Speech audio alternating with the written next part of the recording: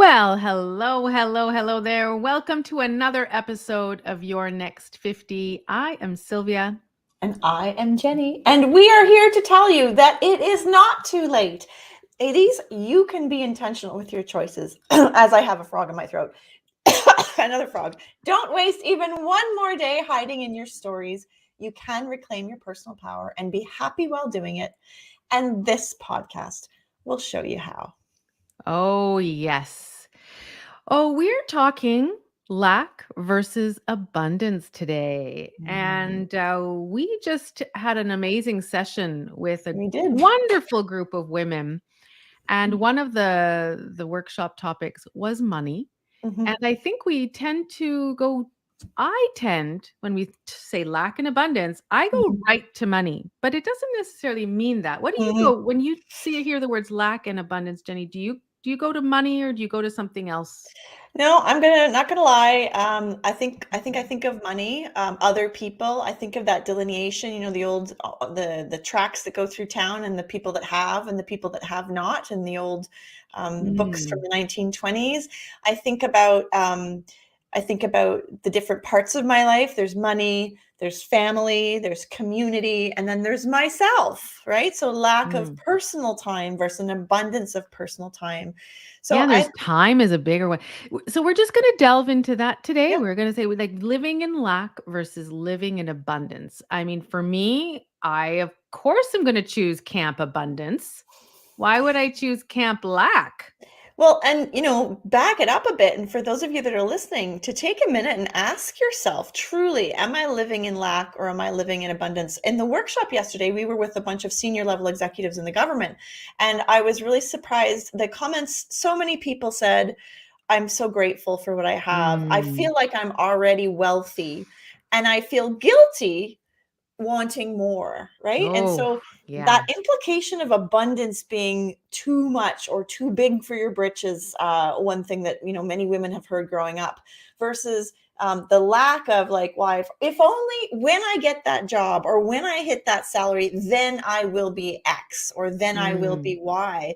So perhaps, Sylvia, the entire concept of lack and abundance is actually the mindset you bring to it, and how can we Yes. cultivate that atmosphere, that mindset of abundance every single day. And what's interesting, and it is a mindset, it definitely is, Mhm. because you can have, and I know wealthy people who Oh, have a lack mindset, sure. but they're wealthy. And I was like, oh my gosh, isn't that interesting? Let's delve into that brain. Yeah, But it's totally true, right? You yeah, have wealthy people who live in lack, who hoard their money, who yeah. look at their money and are so worried about Worry. losing the money. So Yeah. that is living in lack rather than Hmm. looking at what they have and living in that abundance and feeling. Is it, Mm. it's a mindset, but a Yep. feeling. And money doesn't solve problems, right? We think it would though, Yes. wouldn't you? Like I always say, well, if if I had Yeah. X number of dollars, I would be happier. I think we all believe that. Like maybe not But some people don't, no, but no. I know I felt that. Well, and I think it's a little bit of, rather than waiting for the happiness to be in the future, it's planning for it now, right? Like it's envisioning and experiencing it now. We know the gratitude trend is real, and there's science behind this Mm. gratitude trend. In my work as an executive coach, the brain neurons are fascinating. I've said this on a couple of other episodes, but it's totally worth repeating. We have these patterns in our brain, and those are familiar and known to us. And so those will be our go-tos until we change those patterns and we want different outcomes. And so shifting your mind to abundance from a mindset perspective is actually a neurological experience. Mm. Mhm. Yeah, and I have a, I guess you'd call it a mentor or someone I follow, and we were going through an exercise about the first, rather than the first thing when you wake up and say, "Oh, I've got to do this, and I don't have money to pay this bill," and Yep. oh my, and really waking up to that. It was waking up and really going right to that first thought of, I am open Mm, to abundance, or I am open to miracles in my finances or in my health, if that's where the lack is, or in love, relationships, right? So, and I have been doing that practice Mm. and it becomes a habit. It Yep. really does. Every morning I'm like, I am open to miracles in X, Y, and Z, whatever I choose that day. And it gets the mindset, it's a switch in mindset because Yep. rather than waking up grumpy and Yep. thinking about all the ugh stuff, Yep. I'm like, oh, look at the sky is blue today, and Yep. they go down. It's just that mindset switch. It's a switch, but I it's a like that. conscious switch Very much at so. first. At first, yeah. Yeah, and I think you mentioned the word potential. I think abundance implies what's happening today, what's possible today. Those of you Mm, that are fundraisers in the group, or chasing sales targets, you got to wake up in the morning believing you just haven't met your next big fish. You just haven't met them mm, yet. They're out there, and the idea that they're out there looking for you versus you having to struggle and chase and prospect and cold call and even just the yeah, mentality around abundance and lack when you're doing cold calls, when you're reaching out to people, the simple shift for me of abundance, which is sort of assuming that we're going to be good friends before we've even talked. That's something I yeah. actually consciously do when I'm doing outreach. I call with a smile in my voice and a smile on my face, and I assume positive intent. I don't know where it's going to go, but I'm open, and that keeps me in the present, because I think lack is also about not living in the present. Lack is about what happened in the past and how you were Mm. screwed, or about the future and what you don't have, right? And some Yeah. future state where everything will be resolved. Well, sorry, honey. The Mm, reality is that's not the way the universe works. yeah. You let the universe know what you care about by how you tend your world right now. Oh, lovely. Yeah, I'm going back to some, listen to our past episodes about money, and you'll see that, we talk about money as energy, Yep. and it is just a tool to purchase Yep. things, a tool of exchange. However, we put a lot of meaning into it.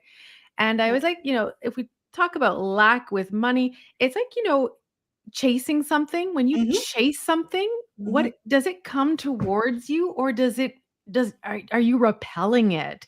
Hmm. And I always think of this little boy when I was 12 years old who really liked me, and he would knock on my door on Saturday mornings and say, "Come out for a bike ride, come, come, come. I want you to come. I want you to come. I want you." And I was like, "Ah, leave me alone." Right? Like I repel, like You I was repel. repelled by him. Compared to maybe, Mm. later on, there was someone who kinda Mhm. gave you the eye, but he just, I think my Mhm. spouse did that. He Mhm. showed me he was interested, but then he took off, and I'm like, "Hey, where do you go? Where do you go?" And then I was interested, right? You That bet. energetic. So that repelling versus allowing and receiving, which is the abundance. Well, and the word desperate comes in there, right? Oh, You can yeah, right. smell desperation a mile away, and check yourself, folks, when you're listening. Am I sounding desperate? Am I putting my Mhm. self-worth on the closing of X, Y, and Z? Because you can smell that. It is an instinct that all human beings feel, and it feels really icky. Yeah. And I like that how you talked about, when you're doing your outreach, because we get into this male and female, or even perhaps past ways of doing things, which people Mhm. still do, are those Yep. the cold calls and the Yep. very in your face kind of marketing. And I'm seeing in my coaching Mhm. business and field, these female coaches who are totally not doing that. It's very soft and it's humorous and it's Yep. love and fluffy and pink. And I mean, you don't have to do the fluffy and pink, but it is done in a very different Yeah. way. And I think that we're moving into a Yeah. different dichotomy, which I think the other one for me brings upon lack. And What then this, you don't yeah. you don't like it when somebody on LinkedIn sends you 3 paragraphs about Oh this great my job they have gosh. that you should definitely apply for, and doesn't even check your profile to see that it For even me, connects? we can get you, are you a coach? We can get you 100 new leads a day. And I'm like, oh gosh, give it a break.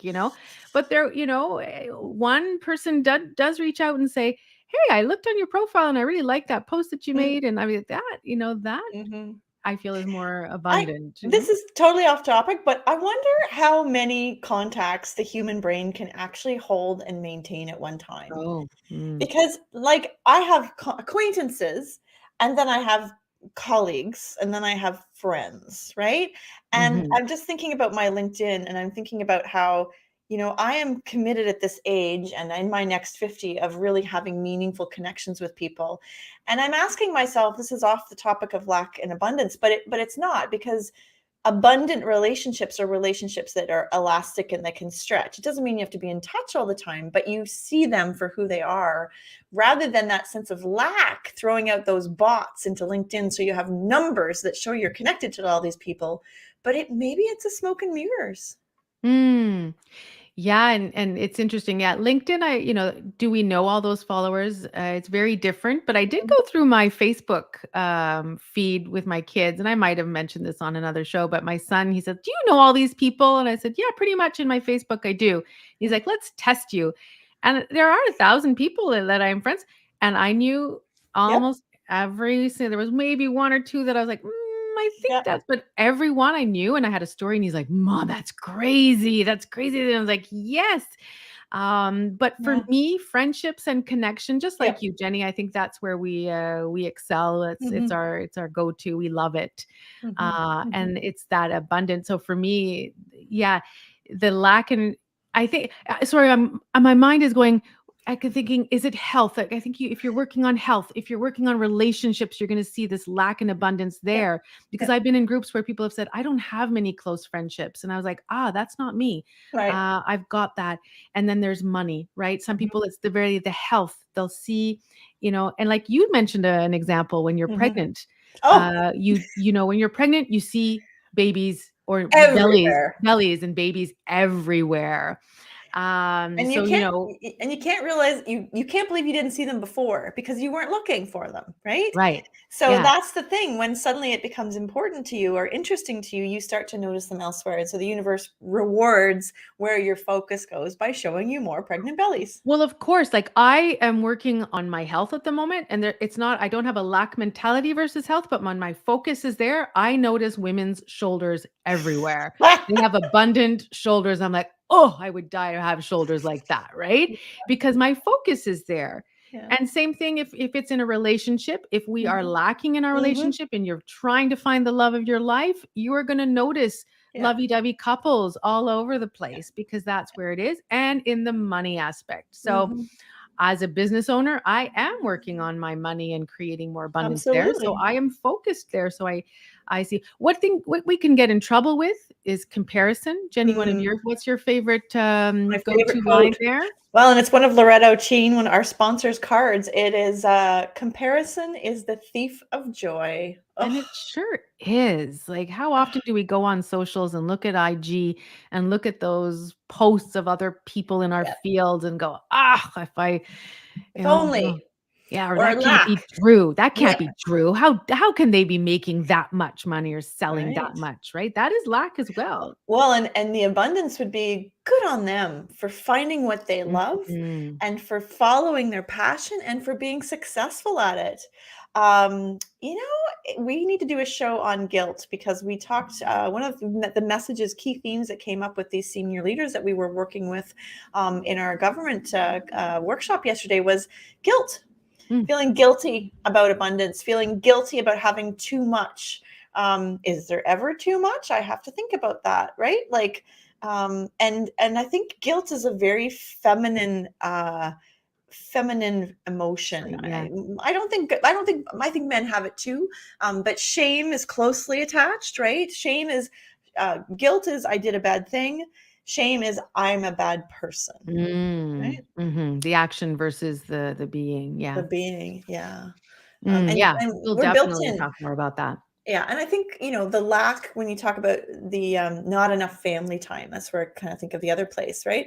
Versus abundance would be valuing the family time you do have or making specific times to, a Tuesdays is family night or Tuesdays tennis or whatever it is that you commit to as a family. It's easy to Mm. get down those slippery slopes. You were talking earlier about your son and how that 15-minute car ride in the morning is so valuable. I know exactly what you mean, right? That's abundance, but it's 15 minutes. It's not Yeah, long. and it's true, huh? The kids sometimes all they need is to tell you their stories at the end of the like when they come home from school at the end of Yeah. the day, and off they go and they do something else, right? Absolutely. Oh, and time. I'm thinking some clients that I've worked with, I think business owners, that's that lack of time we feel, lack of money and lack Uh-huh. of time. I think Yeah. those are the two things that often Yeah. come up the most. And I know time has been one of Oh yeah. your big things. So, your schedule and how you fill it. Well, and Yes. I and speaking of time, so I did an experiment in August, where I knew September was going to be intense. We had new schools and all sorts of new stuff going on, and so I gave myself the commitment that in August I used this expression. I was going to suck the marrow out of August. That every moment, every second, every day was going to be reveled in, and I was going to make August last longer than any other month. Mm. Now, time is finite, but it is also a construct of your mind. And I am very proud to report that really worked. I asked myself, would this be how I want to spend my Friday afternoon? When am I going to the lake to be away? And it allowed me, I mean, sunshine helps too, right? You can work a little Yeah. later, you feel a little bit more energetic at night. But it was really powerful to see how I could envision, create, and enact my own time continuum. And it's made me think a lot about my own time. You only have an hour between 10 o'clock and 11 o'clock meeting. Is only have an hour. Do you see that? Right. Yeah. Yeah. Right? Yeah. Yeah. Yeah. We catch ourselves. Mhm. What's That possible? awareness piece. Yeah. And time and money, right? They are Mhm. constructs Mhm. because honestly, we can make a lot of money Mhm. and we can stretch out our time. Like, moments in time. Some moments are so fast and Yes. some moments are like, oh my God, you Yeah. know, all Yeah. those Zoom meetings. Yeah. But yeah. One thing I notice about going to visit my in-laws who are in their home in the country, and I really enjoy visiting them, but they live a different pace of life, Mm. is how you adjust and adapt your pace of life in different parts of your life. So they have a much slower pace of life, and for the first hour, it kind of drives me bonkers. I'm not going to lie, and then I kind of settle into it, and it's quite pleasant. This sort of, cup of tea, a lot of cups of tea, Mhm. conversations, pondering life. At that stage, you're kind of putting into clarity all the things that are going through your world. So that abundance of time for the things that matter. This Mm. is a very philosophical discussion you and I are having today. It is, and, Yeah. yes. So where are we So going to bring we people need to? tips and Yeah. tools. Yeah, Yeah. we need some tips. How can people manage it's mentality. Yep. So Mindset. how my mindset, excuse me. So how do we switch that? I think there are some tools that we've talked about. Yep. Waking up in the morning Yep. has been really good for me, and Yep. really delving into that gratitude. We have a whole episode, Jenny, on gratitude, writing and journaling what we are grateful for. Yep. Noticing what's going well and appreciating it. Mm. Yeah, Uh, we celebrate our wins all the time, right? yep. As entrepreneurs, we do that and get our clients to do that. What are we celebrating? Right before getting into the thick of things, what are we celebrating this week? So small things, big things. And watching our language, right? I Mm. only have an hour, Just. right? Adjust. Yeah, just. Right. Yeah. So just noticing how we're speaking about our time and about our money, celebrating milestones. I think sometimes we skip over. I remember who's the guy that wrote Atomic Habits? James Clear. James Clear. He had this great story at the beginning, and he said, when I hit 1,000 email subscribers, I Oh, threw yeah. a big party. And he said, I hit 10,000 and nothing happened. Like 10,000 was so much bigger than 1,000, but I didn't take the time to celebrate it. Yeah. So just keeping an eye on those kinds of making up milestones that you want to celebrate, things you want to highlight, and that goes for your team as well. Right? Mm-hmm. I think also looking at our triggers. We also have another show on that. That there are great teachers because we might not think you can be really positive, be that positive person, but sometimes on the inside there's lack. So what is triggering you? Where are you comparing yourself? Lean into that. Like, Mm. is it looking at the healthy mom with the 4 kids and she's got the shoulders? Is Yeah. it someone who, a business owner? I caught myself the other day looking at online and someone saying, I just had my $700,000 month. And I was like, oh, you like, ah. And I found myself like, oh, I'm triggered by that. Yeah. And I was like, my first Explore thing, it. I don't believe her. But then why Mhm. wouldn't I believe her? Like, Yeah. let's celebrate her. And all these other women were celebrating her. And I'm like, yes, Sylvia, okay, that's where we got to. Yeah. Oh, and I need to lean Yeah. in, and Uh, anything is possible, looking at that possibility and the abundance. Entrepreneurs do this really well. I think all of us could learn from entrepreneurs. They get an idea and they're so hell bent, the founder syndrome, on making this a reality, and they really won't take no for an answer. And it may take them 3 swings at the bat, but that sort of belief in what's possible, to me, is that true abundance. And I think sometimes lack comes from can be a sadness, a lack being a sadness for something that isn't or hasn't materialized. And I think we can compensate a lot sometimes. So people that live in lack might compensate by overgiving. Oops, I wouldn't know anybody like that. By overgiving, giving to get, was something my coach and I spoke about recently. Like, so just noticing what might be the underlying behavior. As coaches, you and I we talk a lot about, we see the actions, but those and the behaviors, but going underneath and figuring out what Yes. core beliefs are behind that would inhibit us from being and enacting our full true selves. Oh, yeah, and realizing where those blocks are. In our session yesterday with the women, we started out with blocks, and we all have them. Mhm. Every single woman Mhm. there had a different story from when she was Mhm. younger, and that lack can be generational, right? Yeah. If is it really your story, or is it your parents' story, or Sure. someone else in your life, spouse's story? So really owning and stepping into that vision of your life and Mm. saying, and taking responsibility for that vision, and saying, okay, well, if I'm not happy, or if I am in lack, or I'm comparing myself, where can I take the first step? Mm. So that is what our show is about, people. I mean, Mm. that to me is really why we showed up for you guys. Why Sylvia and I were so compelled to start this podcast was because we wanted to take radical responsibility. We wanted to make good choices. We only had 50 more years of choices if we were lucky, and we wanted them to count. So I hope for those of you that are listening that you've been inspired by this conversation. Maybe it's challenged you to think about the places that you think your mindset is in lack, and maybe some places where you can, what's the word? Cozy up to abundance and Yes. invite it in to hang out with you on the sofa with a nice glass of wine. That you mentioned Atomic Habits, and in my community, the women and I, we read that book this month because we were putting habits in place, Yeah.